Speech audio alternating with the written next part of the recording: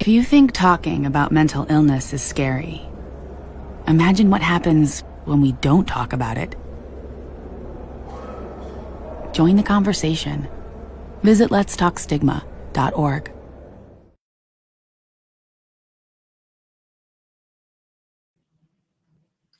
Hello, I'm Frank Cammarata, Executive Director of the Erie County Office for People with Disabilities and board member of the Erie County Anti-Stigma Coalition. On behalf of the coalition, as we continue to celebrate our 5th anniversary of anti-stigma advocacy, I'd like to welcome you to our 16th Facebook Live event. Another great opportunity to meet with experts in the field and discuss timely concerns. This time we are focusing on the state of stigma and how to support the refugee community as they manage the stress of their long journey. According to UNHCR, or the United Nations High Commissioner for Refugees, there are a reported 100 million people around the world who have been people. There are over 30 refugees, with almost half being under the age of 18. There's a long history of welcoming people from around the globe who have been forced from their homes due to wars, conflicts, or persecution. Unforeseen traumas and stress, leaving everything they know behind. Local agencies have welcomed and assisted people from Burma and Ethiopia, to just name a few places. Over the last year, the United States has responded to a number of major displacement crises, to include welcoming over 86 relocated Afghans and creating the Uniting for Temporary Protection for Displaced Ukrainians. Stress, the trauma, and the stigma for refugees settle after their long journey. Before I introduce our panelists, just a couple housekeeping rules. Our program is 1 hour. During this time, if you have a question or comment, please type it into the chat box and we will respond accordingly. Your questions and input often lead to terrific dialogue, so please don't be shy. There is no such thing as a silly question, as we are all here to learn today. Now it gives me great pleasure to introduce our panelists.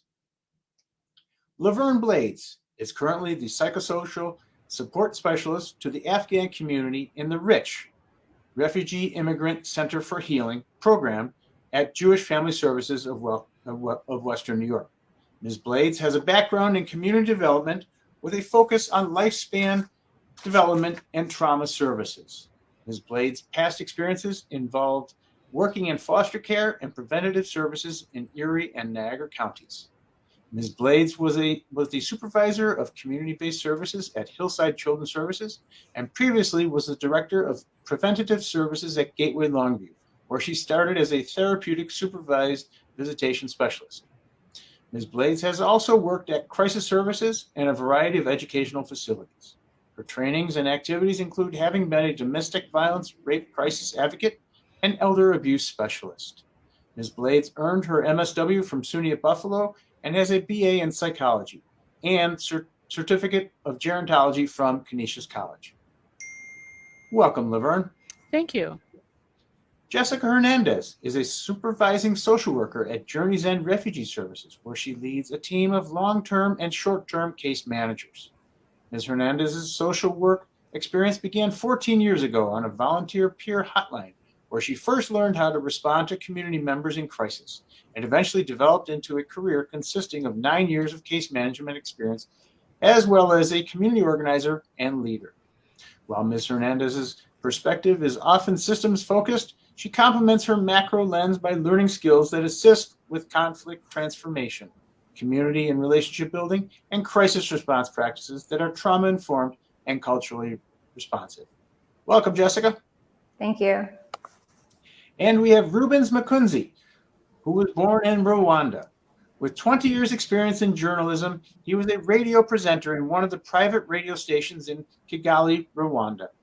He became famous because of his radio show and his willingness to change the community of Rwanda after the genocide of 1994, where 1 million men, women, and children died.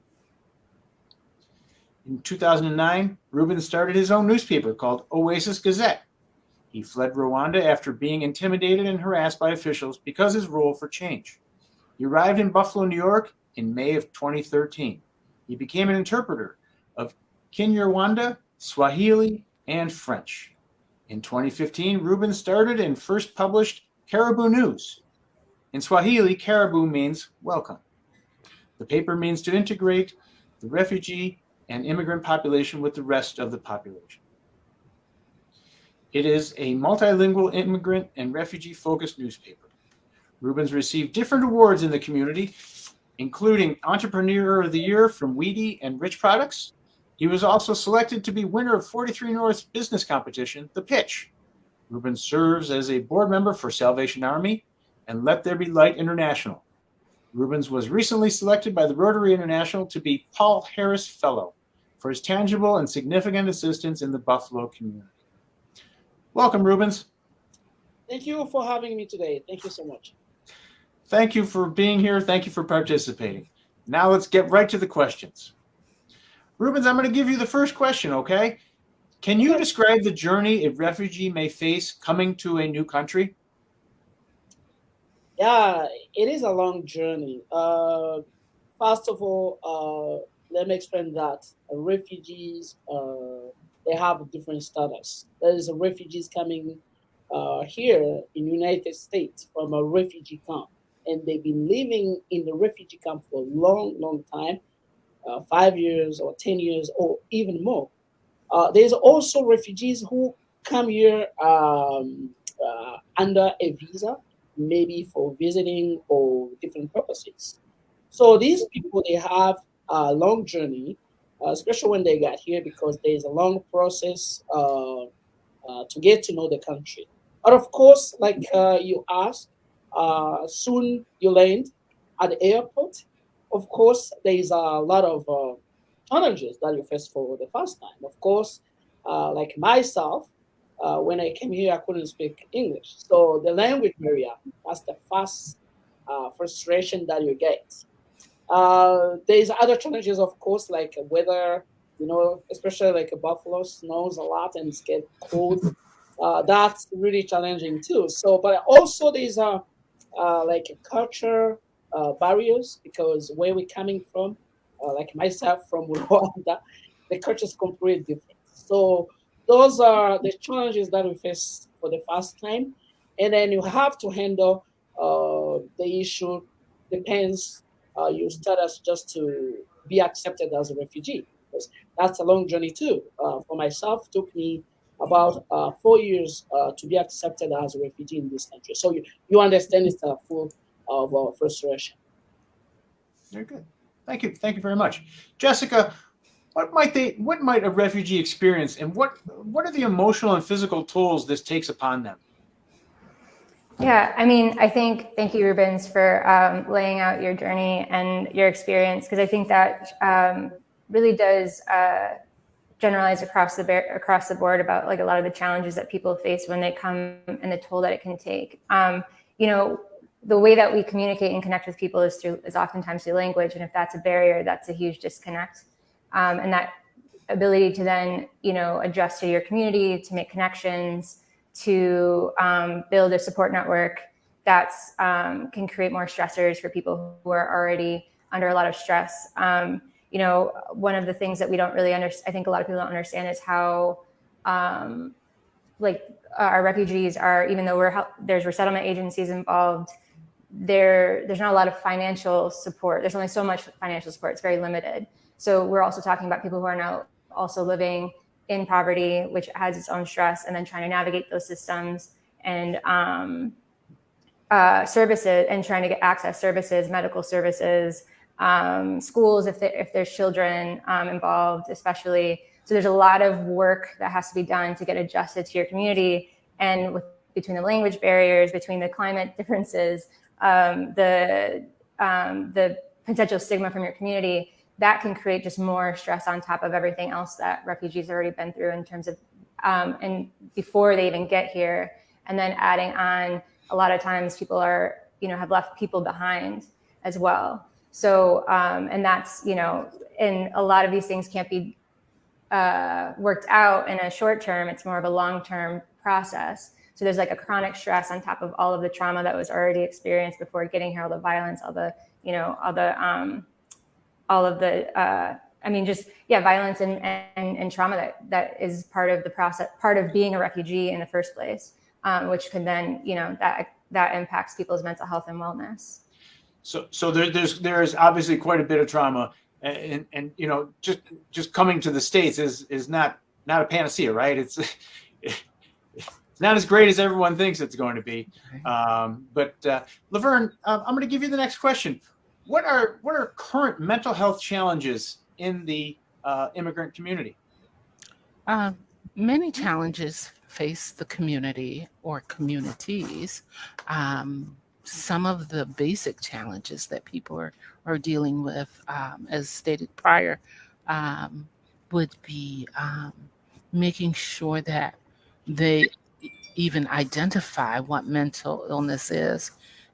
Around the world, many people don't have the same view or understanding of mental illness. So what we try to do here is we talk to people about well-being, wellness, emotional wellness, because there is so much stigma attached to the issue or the statement of mental illness, mental health, and people around the world view that statement in many different ways. And currently, refugees are facing anything from family crisis that they have related to adjusting to the United States to a lot of men and who have come out of war-torn countries dealing with trauma from war.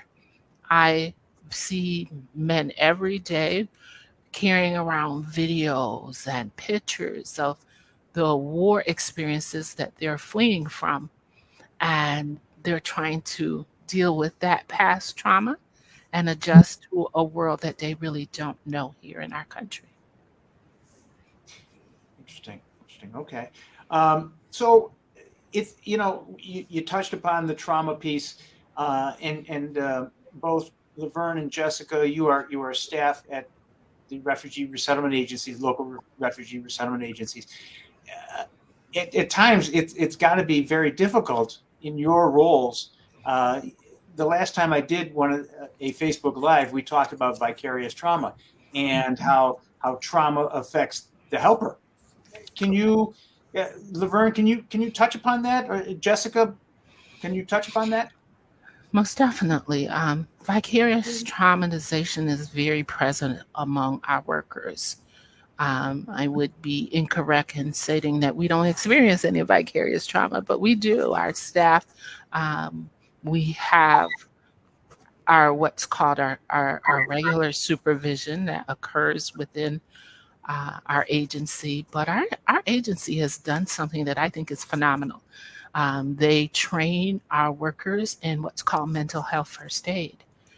Mental health first aid is identified as an evidence-based practice to demystify issues of stigma and making sure that people are literate about mental health issues. And it decreases burnout. It's been proven to decrease burnout. So anyone who joins our organization is required to take a mental health first aid course, and it's proven to keep us healthy. It makes sure that workers are insightful to what's going on with each other. Jessica, you want to add anything? Yeah, I think that's really great to hear, La-Verne, that your agency encourages that or requires a mental health first aid. We've had conversations around vicarious trauma here as well. And, I always think about our legal department because they are tasked with, when we're working in case management, we don't ask, it's not appropriate for us to ask our clients about their trauma history unless they want to share. But in our legal department, they have to ask those questions because that's part of obtaining either legal status or a lot of times like their family unification, they have to prove what they've been through, what people have been through. And that requires going through with a fine tooth comb their trauma history, the violence that they've experienced, and really getting very clear examples. And that can be really challenging for both the client and the attorney. And so we've talked about how do you take care of yourself? You know, we've had clients have really significant trauma responses. And so how do you take care of yourself after the fact, after you've taken care of that client? Because it's really important for us to, we can't protect ourselves, just like a lot of people can't protect themselves from trauma, and you can't protect yourself as a helper in this field from all vicarious trauma, but you can at least acknowledge it, work through it, and process it so it doesn't take over our behavior, our mental status, our emotional well-being, and our spirit, which will happen if we're not acknowledging what's going on with us when we're doing this work. Okay, all right. Rubens, you know, from the refugee perspective, do you think that different communities are affected differently by trauma? I think so. Every culture, every group, it's a little bit different, depending the culture, depending how themselves they identify to be traumatized. So, but mostly, like in Africa, in my experience, when someone has this illness, it's not always people who accept it that the person has this mental issues. They always try to hide this sickness, and always because there's not really enough education in most of our African countries, people don't even know that is a mental issue.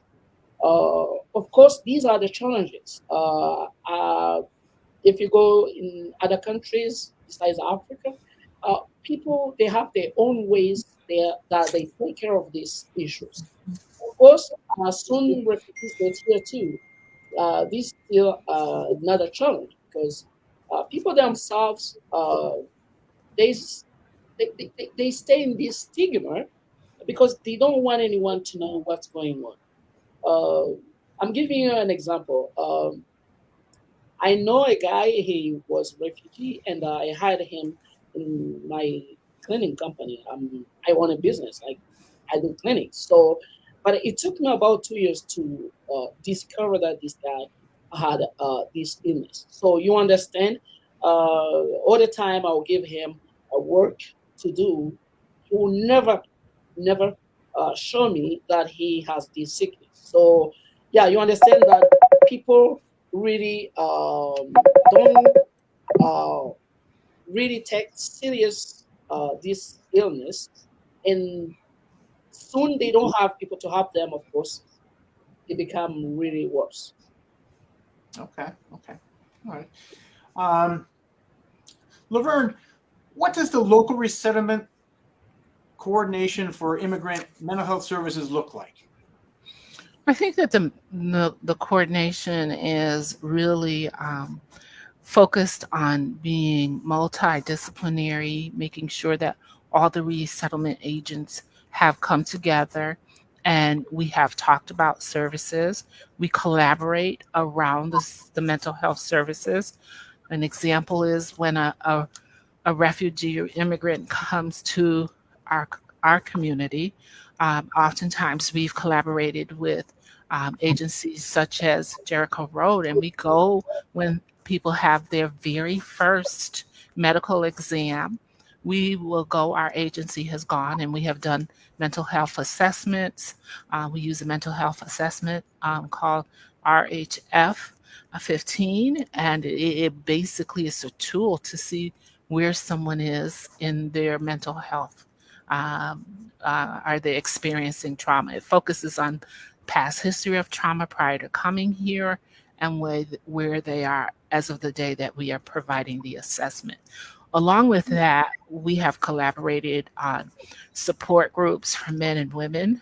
When a person comes to our area and deals with our resettlement agencies, they're getting what's called cultural orientation. And that is making sure that people are advised and given the appropriate information on not only how to seek mental health assistance, but to deal with all the services that they're not accustomed to in their country. So they get a formalized training from their resettlement agencies.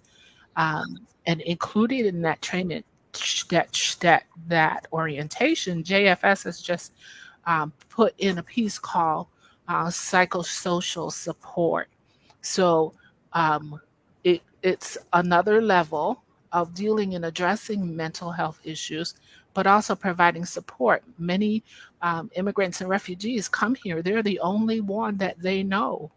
And to keep them in a well state of mind, an emotional well state of mind, we need to provide additional services. And then if we find that they need a higher level of care, then we refer them to the other mental health agencies, including our own. We have a mental health agency that specifically is focused on the needs of immigrants.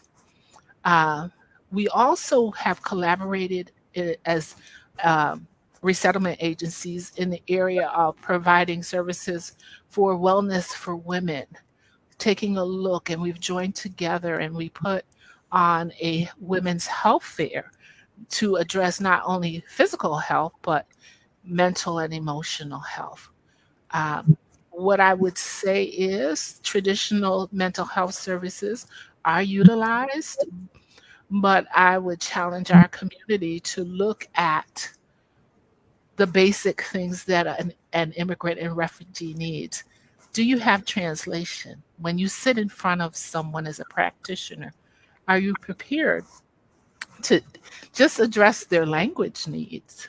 That is a challenge for our community, and I would challenge systems across the board, with especially mental health systems, to look at, are you training your employees to be prepared to get that interpreter? Do you have that interpreter there? Do you know where to get the interpreter? I called a local hospital a couple of weeks ago for a client, and I said, hi, I really need to find someone who speaks Pashto or Dari. And they said, that's not on our list of languages. We only have 11 languages on our list. And I was amazed by that, because our worldview needs to expand. Our world has expanded, so we need to have an expansion of how we think about providing services. In our cultural orientation, we train our clients, our refugees, to make sure that they know how to ask for services. You know, when you call the local crisis center, the first thing we train them to say is, I need an interpreter. Because they cannot get the help they need without being able to communicate in their language. So you mentioned Jericho Road, and you're with Jewish Family Services, and Jessica, you're with Journey's End Refugee Services. Are there other agencies in our area that are providing these types of mental health assistance to the refugee community? La-Verne? I do know that our other local mental health agencies are engaging with our clients in services. It can sometimes be a challenge, but they are many agencies engaging with our refugees. Jessica, are you aware of other agencies? Yeah, like La-Verne said, there are a lot of our community-based agencies are working with our refugee clients as well. And so we are, because of our client population, we have to be always aware of who is, like, which agencies are most set up for referrals from our resettlement agencies, right? So we don't want to, we know who our community partners are, because we know that if we end up doing referral for a client, because again, I supervise case management team, we do end up doing referrals to clients to certain community-based agencies, most likely those agencies are prepared language access wise, at least, to also in terms of like the insurances that our clients use, the transportation that they use, which is typically public transportation, that these agencies are like appropriate places or for our clients to be sent to be referred to. I would say, similar to what La-Verne was saying, is that it is incumbent on our communities to kind of recognize that we do have a significant refugee population, a lot of people who are from many different cultural backgrounds, a lot of different languages, coming into this community, and at least prepared to talk to them like when they come through the door, a phone call, whatever it is, because it can be so challenging it can be so challenging just to get into that initial conversation as it is. And also recognizing like La-Verne said too, in terms of language, but not just like language access, like interpreters, but also which words that you're using in terms of like, when we talk about access, like part of that is also, are you considered like beneficial to the communities that you're trying to target, or you're trying to encourage to come into your doors? So, therapy, the word therapy or mental illness or mental health might not be as appealing, or it might not connect as well as, for example, what La-Verne was saying, like wellness, well-being, just recognizing also like just even those like kind of how you are portraying yourself as a mental health based agency, so that like when people are from different backgrounds are looking at what you're offering, they can say, oh, that makes sense for me too. Okay. We're having a really terrific conversation right now, and I just want to talk to our audience or let our audience know, if you have any questions throughout this, please feel free to go into the chat line and type in your questions. We'll be happy to answer them. So, Rubens, we're just talking about services. In your thoughts, do you feel that there are enough services here in our area to assist the community with regard to mental health, with regard to interpretation? Again, thank you for the question. Like La-Verne or Jessica mentioned, there is services, but I think that these services are not really well connected with the refugees or immigrants. Why? I explain this because, like I mentioned, there is a lot of challenges, especially for refugees or immigrants facing this mental illness. First of all, you have to know as a refugee if you are sick, if you have these challenges. You have to know that you have a problem. Then you go to find these services. So, like I'm saying, most of these refugees, they hide. They don't want to go to find these services. This stigma don't really allow refugees to get the services. And also for these providers, I don't think they'll go to each door and knock and get to know if someone is facing this mental illness. So, like I said, it needs a kind of connection. Connection, why? Because I'm giving you the example of the guy that I told you that I helped last time. It took me about 2-3 days to find a service to help this guy. I could go to Google, I could go to Jenny's End. I have good friends at Jenny's End, JFS, or Jericho, but I wasn't really sure that they will help him. So thank God, when I went to one of my friends, I explained what was going on with this guy, who I gave a shot for like 4-5 days at my house.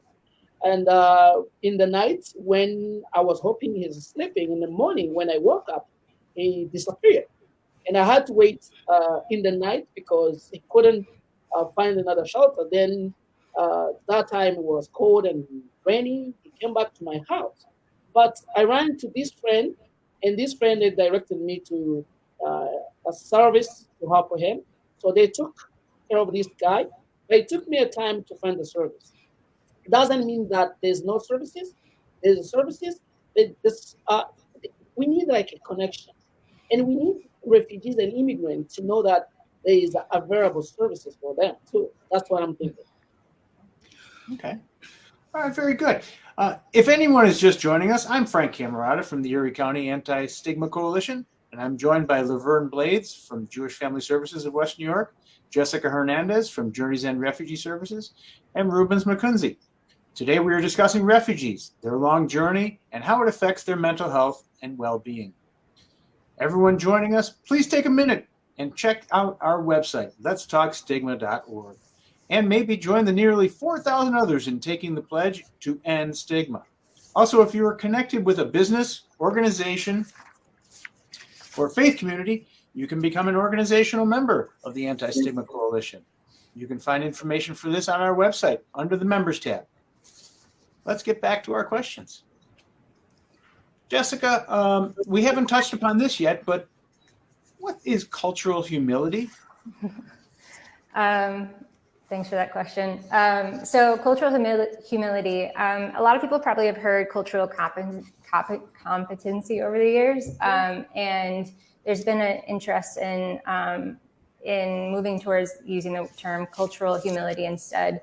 The idea being that when we talk about cultural competency, there's oftentimes this assumption that there's just like an end goal of understanding a culture, that you just check off some boxes, maybe you kind of there's a way to become an expert in a culture.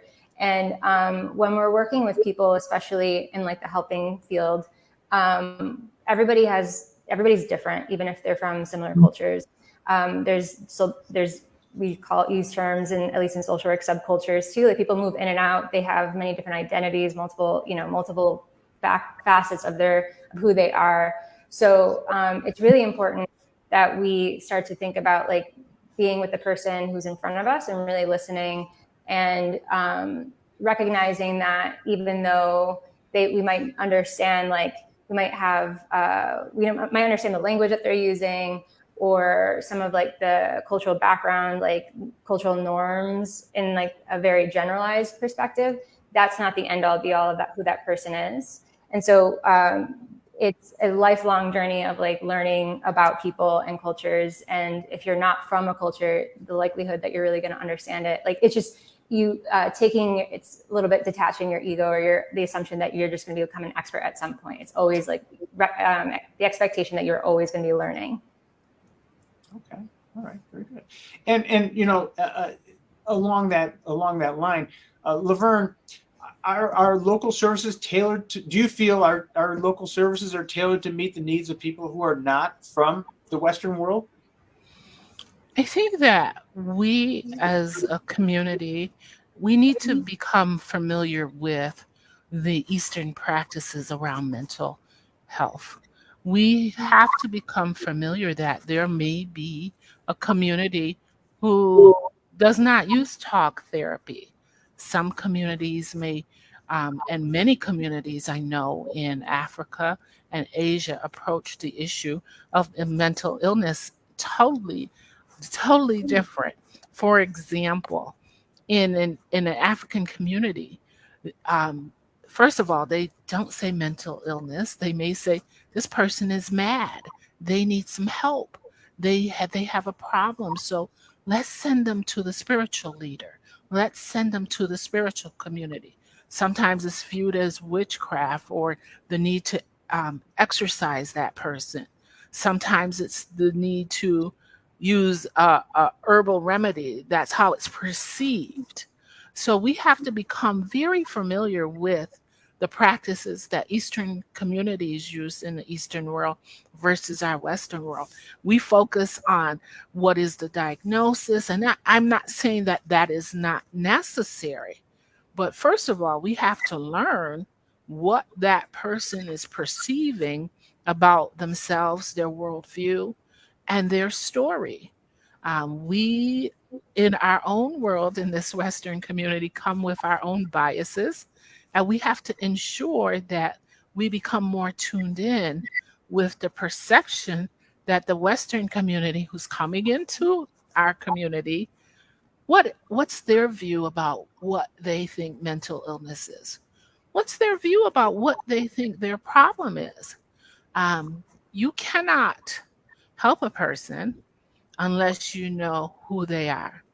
And so I think that the Western world needs to take a deeper dive and looking at how we service people from around the world.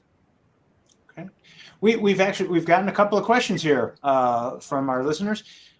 First one, I would think that each culture has its own level of comfort in discussing mental health and mental health concerns. How can we not let someone slip through without the care services they need? Okay. Who would like to field that? Jessica, you got that? Well, just real quick, and I'm sure La-Verne or Rubens will have better, a more comprehensive answer to this. But I think really paying attention to who's in front of you and what they're showing you and what they're saying. A lot of people don't use words like feeling depressed or, that they're anxious. They might not even really, to be honest, some people don't have the words for certain, where they don't properly translate into English, right? The way that we might use them. So a lot of times we'll see people more along the lines of exhibiting certain behaviors or making certain health complaints, right? Like headaches, they're feeling pressure in their chest. They can't sleep is a big one. So if you are somebody who is in some kind of direct service and you're hearing some complaints coming from the person in front of you, they might not actually have the words to explain that they might not even realize they're feeling that's related to their mental health or their well-being, but it is something to think about and to pay attention to, and to even ask about, if you're somebody who does have this background, inquiring further about what's going on in their life. The other piece too is some people will share their stories about what they're going through, that they're not able to pay. Their housing is unstable. They miss legitimately might miss they might have children overseas that they haven't seen in a very long time. Just all these different factors that's going on in their life. And if you're hearing that a lot is going on, there's a good chance, even if they're not saying it, that they're feeling it in some way. So it's really just important to pay attention and really listen to the people in front of you, because even though they might not be using the exact words, they probably are communicating something to you. You just have to be keyed in. Okay. And along the communication lines, Rubens, I have another question for you. And this is from one of our listeners. Do you think that more language support needs to be provided? I do think so. Yes, because look, without language, appropriate language, of course, you cannot handle this mental illness. I know in the community we have this challenge. There's not really enough, I would say not enough services in terms of translating languages. Like La-Verne mentioned, there's some languages that it will take you a month to find someone who can help. We know this. And also we have sometimes translators who are not really good to interpret what people are saying. That's another challenge. You will see some people will use even the kids to translate if they go to see a doctor, or maybe you have to explain something, they'll go to the kids. So the kids don't really do translation enough. Right. Of course, we need more services in terms of language, and provide these services to refugees and immigrants, of course. But the refugees and immigrants need to be involved too. Because I know people who can help in different languages, because like myself, I speak 4 languages and English. So those are the languages that I can help. But of course, even if I'm busy in my business, I can help. And I've been receiving people calling me, hey, Rubens, can you help us just to translate in Swahili, in Rwanda? I can help them. So I think refugees should be involved too, to resolve this program of languages, and just help people to get right services.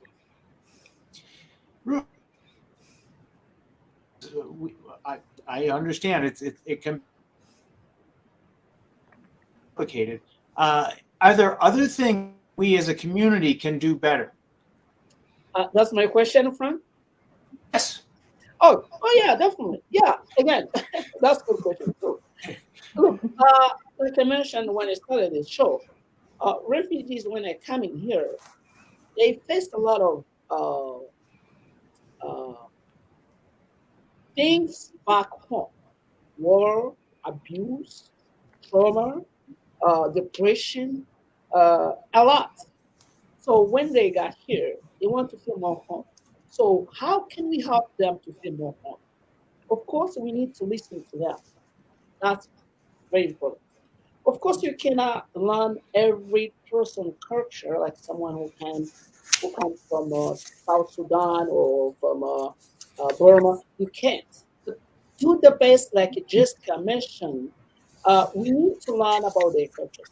Even ourselves as refugees, we have different cultures.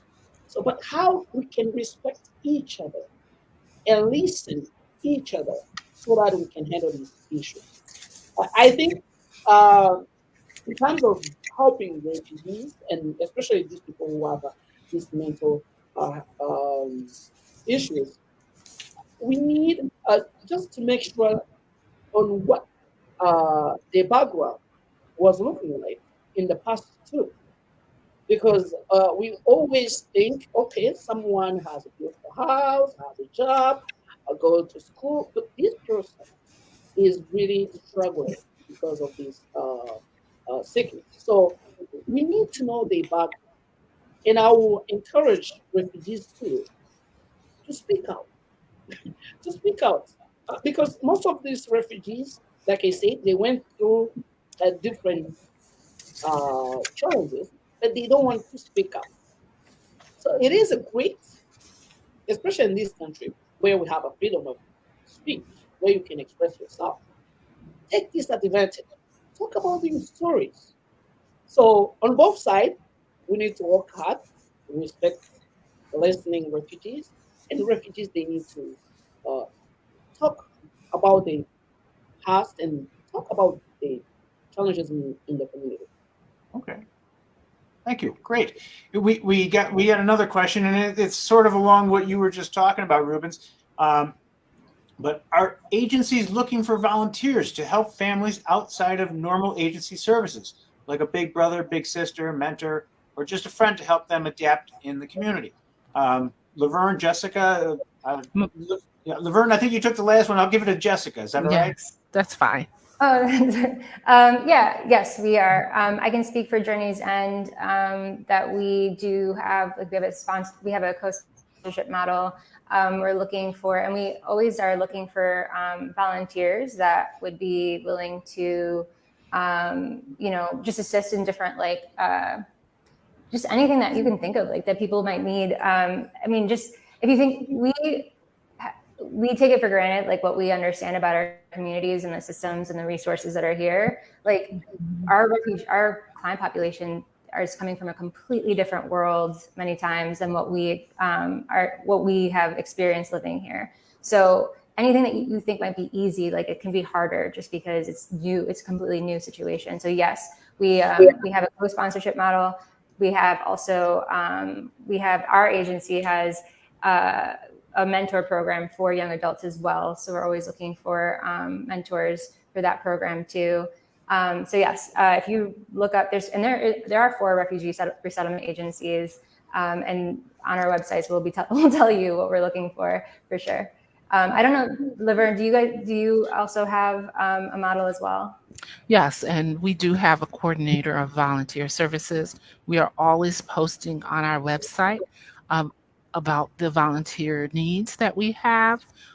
We need volunteers to assist in setting up housing for families. We use volunteers across the board in our agency. The whole concept that person mentored, a volunteer mentoring program. And I have been talking about this peer model of volunteering because specifically for the single individuals who come to this country who are alone, who are suffering deeply with mental health issues because they are alone, sort of a model where they can have someone call them on a daily basis just to say, hey, how are you doing? What's going on? I think it's such a need. And so, yes, I would agree that we could use volunteers to mentor and be peer support. And La-Verne and Jessica, La-Verne, I'll let you start this one. How do you communicate your services to the community so that everyone is aware of what's available? Well, it depends on if you are an immigrant or a refugee, and I'd like to start there. If you're an immigrant or a refugee, we tailor our communication specifically to each language group. We do use translations of our messages. We do have communication. We put out press releases to individuals in the community. We also do something which I think is wonderful. We have cultural brokers who engage with the community to tell them of what's available, get to know the people in the community. We take a deep dive in finding out what other organizations support each individual language group in the community. Also, what we are very involved in is making sure that people get their cultural orientation, making sure that when people come into our organization, they have a training about what do you do if you're stopped by the police? What do you do if you need to take the bus? And our agency, in our program, our RICH program, we do bus training. So we have people who volunteer to take the bus from Journey's End and how to take it to the library, how to take it to all the different places that we normally take for granted. So we make sure that people understand. We want people to understand and communicate in their language. So but we also have we have our Facebook page, we have our web page, all the technologically savvy ways of communicating with people. And sometimes for refugees and immigrants, we take up WhatsApp and we communicate with people. If you don't know anything, you need to know immigrants and refugees, their form of communication isn't the Buffalo News. It's not going to be the TV. The TV does not communicate with them. So their source of communication that I have learned is using WhatsApp channels, creating groups for the community. I run support groups on WhatsApp for people who will take up the phone and say, hey, let's talk about this, but we need to talk about it this way because I don't know how to get to the Zoom link. So we listen to what our clients are telling us and we make the appropriate responses to meet the need. Okay. And Jessica from Journey's End? I mean, it's very similar to everything that La-Verne just said. The people that we work with, like our client population typically knows that we're here. But it's very much a conversation with I've been in conversation and I know we have, a community outreach team and we have different staff members who are involved in building connections with communities, whether it's communities that like cultural based like community groups or community members, or it's just other community based agencies and institutions that like, we want them to know we're here. So if somebody comes to their agency or seeks something out from them and they realize that they're having a hard time meeting their needs or they're really not sure how to help them, they can reach out to our agency and that we can then help that person out. And that happens. We often do get phone calls from outside, just like other groups, anybody, like somebody might walk in the door, they somehow, however they ended up in Buffalo, they were not, prepared. And so now we have like somebody at like maybe a hospital or another like local group who's trying to figure out how do I help this person? First of all, they may not be able to speak to them because of the language barrier, but also what is available to them.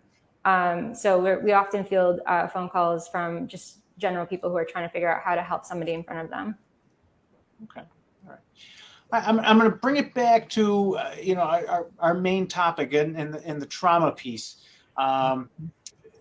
because I think again, it's important for Buffalo's a very close knit community. It's a really terrific place to live, and the people who have come here from the different nations hopefully have had some good experiences, but as we know, they've had incredible traumas. What can we do to limit further traumas? La-Verne, can I give that to you? Most definitely. I think one of the most critical pieces of making sure that people are not re-traumatized is to make sure that we do emphasize our own understanding of cultural humility. I know Jessica talked about that.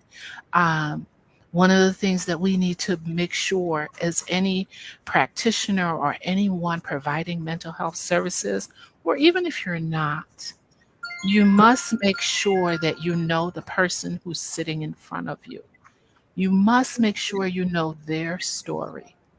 But in order to know their story, I would highly emphasize that you make sure you know your story and how that might impact the person sitting in front of you. We all have biases. We must become aware of those biases and how we're engaging with people. That's part of cultural humility. And another way not to re traumatize someone else is to make sure that you emphasize that you are comfortable in providing treatment. Because if you're not comfortable, that person is not going to get what they need. If you don't feel like you're an expert in dealing with the culture, the community, or the language, be open to say, this is someplace where I'm not comfortable. Because our goal is to do no harm, right? Our goal is to not to bring any more stress or trauma upon that individual sitting in front of you. One of the ways you can help is to reach out for resources from these agencies that you're hearing from today. Get information, learn about the community you're trying to help. I think that will make sure and ensure that the person sitting in front of you is getting the most appropriate services. And listen to the people who are you're servicing. They know better than you do what their needs are. Jessica, any thoughts? Yeah, those are all great points. I would encourage agencies and institutions to really reflect on their processes, their procedures for how they bring in, whether from their intake to this assessments to every step along the way, to make sure to reflect on those and see, are they really accessible for people who are not from the US originally? Are they accessible for people who don't speak English? But not just from we could be talking about language, but we could also be talking about, again, it's the words that we use. A lot of people don't use the word trauma. So what words are you using to engage people? And also recognize that just because somebody isn't sharing their trauma doesn't mean that it's not there. And being really mindful of that. I would also say making sure that you're always you're reflecting that somebody has dignity, the person that in front of you has dignity at all times, and that they have dignity and then self-determination. I think sometimes because, they're so our client population there's so much going on with them, we can kind of feel like we have to do things, kind of take that away and remember that they have their experience. The person in front of you is an expert in their own life, in their own practices and there's a good chance that they already have they've been surviving and working through things for a very long time. So are there things that work for them already? Because to ignore that part of them is to ignore a part of them. So making sure that you are looking at that person as a whole person, and always and don't make assumptions. And I do want to say too, and we didn't get too far into this, but just remembering, especially with gendered violence and women that are in front of us, there's a lot of things that that women will hold on to because culturally they're either not supposed to talk about it. They might experience shame by talking about it. They might not be in a safe space to talk about it. So remembering that gendered violence is very prevalent amongst refugees. Unfortunately, the assault is a tool of torture and war. So just remembering that as well. Thank you, Jessica. Rubens, I was going to give that question to you, but another question just came up that I think I really want to ask you. I have a lot of questions, huh? Yeah. How do refugees help new refugees? Good question. How, let's say maybe a refugee will be here for like 20 years, how they help other refugees? Yeah, I've seen many good examples of refugees helping. I myself have a good example of a friend who gave me a shelter when I got here about 10 years ago. So imagine this country, someone who will give you a shelter for a whole year. It's not anybody. And especially when you don't know the country, you're facing these challenges that we're talking about, it's not anybody. And I remember personally when I got here, uh, I worked with different resettlement agencies, such as Journey's Land. But at the time, I couldn't do anything. I didn't have a job. So if this person took care of myself for a whole year, uh, feeding me, showing me the country, that's really a credit. Refugees try to help each other in terms of uh, share the news, the connections, the jobs, yeah, those kind of things. And in terms of culture too, I know there's always meetings among refugees. Let me say maybe if people are coming from Congo, you'll see them meeting to tackle these issues that they're facing in the community, which is good. And if you've been here for long and you know a guy maybe who got here like a month ago, 2 months ago, we always do that. We help each other. Even myself, I've been helping different refugees got here to find a job. I hired some of them to be part of my cleaning company. Yeah, those are the little things that refugees help each other. And because look, and when you feel happy when you help someone, because you know someone else helped you in the past, and you feel proud when you help someone else to say, "Hey, look, I'm helping you. If someone else got here, please keep helping each other." So refugees are helping each other. Very good. Thank you. So we're wrapping things up here, and I'd like to give each of you just literally like 30 seconds to provide a brief closing remark. So La-Verne, I'll start with you. I'd just like to say that our community is changing. We need to be open to the change in the sense of providing hospitable community atmosphere for people. People with mental health illness, they really need the community to not make them feel more ashamed of their mental health issues. They need to have relatable resources. One of the things that I want to say is people find it easier to get help when others can relate to what they've gone through. So we need to really invest in seeking out people, other refugees, to help the people that we're servicing. As I talked about the cultural broker, one of the things I love about Jewish Family Services, when you walk into our organization, and I'm sure like any other resettlement agency, it looks like the United Nations. It is filled with people who work here from the countries that we are servicing. And it is so critical that other agencies look to invest in hiring people who are from around the world to service the people that they're meeting needs for. Thank you, La-Verne. Jessica, closing remarks. I feel like La-Verne, you always hit all of my points. Yeah, I mean, really, yes, investing definitely into looking from at every level, like how are you really making yourself as an agency, as a community, as a mental health provider, how are you really making yourself attractive or seen as a benefit to our client population, but also remembering with refugees, but also remembering, trauma is a mental health issue, but it's also a health issue. And they're very intricately linked. So if you are somebody who's like working in more of a medical field, recognizing that the health piece is also connected to mental health. They're together. And I think that's always really important. It's also helpful when we're working with people who, again, don't always verbalize or use the words that we're used to that are related to health or mental health and like emotional health. So just remembering that, like really keying in on that. And allowing people to communicate in the way that feels comfortable to them. Storytelling is a really big part of most like non-Western cultures in the way that they communicate, like that didactic, like very like clear answers to things. That might not always be appropriate or helpful. And those stories will tell you something, but you just really have to listen to what people are saying and paying attention to what they're doing in front of you. Thank you, Jessica. Rubens, I'm going to give you the last word here. Final remark.